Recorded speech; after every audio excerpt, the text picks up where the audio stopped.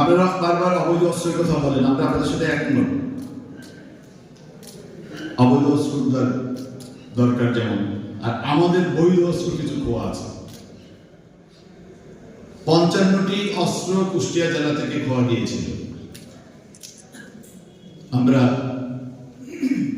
দুঃখিত, 38টি অস্ত্র কিন্তু আমরা উদ্ধার করেছি। আমাদের 17টি অস্ত্র এখনো নিখোঁজ আছে। এই স্টেটটা বা এই পরিসংখ্যানটা আমাদের অনেকেরই জানা নেই। আমরা কিন্তু 55টার মধ্যে 38টি অস্ত্র উদ্ধার হয়েছে।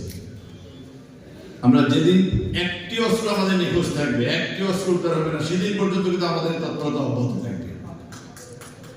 একটা কথা আমরা সবসময় বলি, এত অপরাধ সংগঠিত পুলিশ কি করে? আপনাদের সাথে আমিও একমত।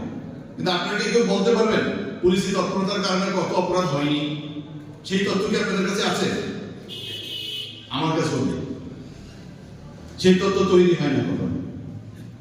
পুলিশি তৎপরতার কারণে কি পরিমাণ অপরাধ সংগঠিত হয় না, সেই তথ্য কিন্তু সেই পরিসংখ্যান কখনো তৈরি হয় না। কিন্তু কত অপরাধ সংগঠিত, এটা আপনারা যেমন কনসার্ন, আমরাও সেটা পরিসংখ্যান সংরক্ষণ করি, সেই অনুযায়ী কাজ করি।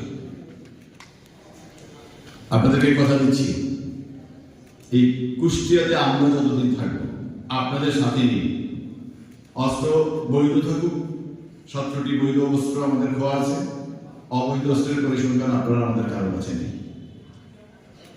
কথা দিচ্ছি, অস্ত্র কেউ ব্যবহার করতে দিব না, অস্ত্র ব্যবহার করতে আমরা দিব না, অস্ত্র ব্যবহার করতে কেউ পারবে না। পুলিশ এবং অন্যান্য আইন শৃঙ্খলা বাহিনী, এখানে আমাদের জেলা প্রশাসন আছে, সবাইকে সাথে নিয়ে আমরা এই কাজটা করতে চাই। এবং আপনারা সেই জায়গায় অবশ্যই আমাদের সহযোগিতা করবেন। আপনাদের সহযোগিতা আমরা প্রত্যাশা করি। নির্বাচন চলছে, শুরু হয়ে গেছে নির্বাচন।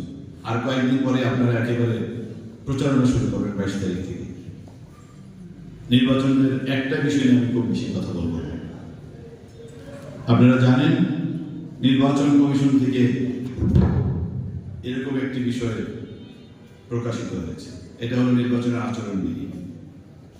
এখানে সব কিছু উল্লেখ আছে, আপনি কি করতে পারবেন কি পারবেন না। আর এখানে আমি একটা জিনিস বিশ্বাস করি, আমরা সবাই সচেতন। আপনারা যারা প্রার্থী, এখানে অনেকে আছেন, কেউ আছেন আপনারা একাধিকবার সংসদ সদস্য নির্বাচিত হয়েছেন, জনপ্রতিনিধি বিভিন্ন জায়গায় বিভিন্ন সেক্টরে নির্বাচিত হয়েছে, কিংবা যারা নতুন প্রার্থী তারাও জানেন নির্বাচন আপনি কি করতে পারবেন কি পারবেন না। সেইটা আপনার মধ্যে আমরা চাই সীমাবদ্ধ থাকুক। আপনি এরকম কোনো আচরণ, এই যে বাইরের নির্বাচনের এইটা যারা আপনি মেনে চলবেন না, সেটার দায় দায়িত্ব আপনাকে বহন করতে হবে। এবং শুধু আপনি না, আপনার সকল কর্মী সমর্থক সবাইকে আপনারা অনুরোধ করবেন, নির্দেশনা দিবেন, তারা যেন এটার বাইরে না যায়।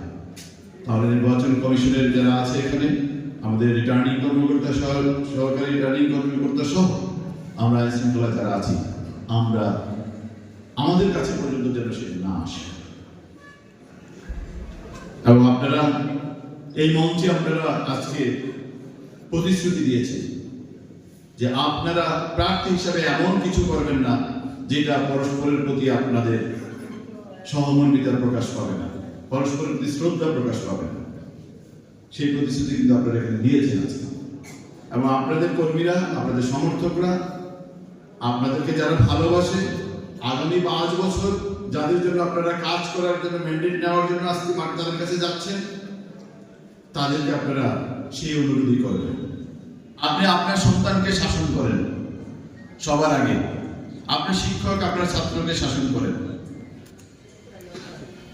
যার যার জায়গায় যদি আমরা এরকম সচেতন হই, তাহলে অনেক অপরাধ এভাবেই নিরসন করা সম্ভব।